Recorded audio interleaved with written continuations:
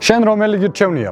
ჩვეულებრივი ველოსიპედი, ელექტროველოსიპედი თუ ელექტროსკუტერი? პირველი ვარიანტია ჩვეულებრივი ველოსიპედი. თუ შენთვის არის მნიშვნელოვანი მარტივი მოვლა, კლასიკური ვაიბი, ეს შვენიერი არჩევანია. აქვს ფოლადის ჩარჩო, წინა და უკანა ამორტიზატორები, იდეალურია მათთვის, ვისაც უბრალოდ ველოსიპედი უნდა ზედმეტი ჩარჯიმანჯების გარეშე. ახლა გადავიდეთ ელექტროველოსიპედს. აქვს 250 ვატიანი ძრავი, მისი მაქსიმალური სიჩქარეა 25 კმ/სთ, ხოლო ერთ დამუხტვაზე გადის დაახლოებით 50 კმ.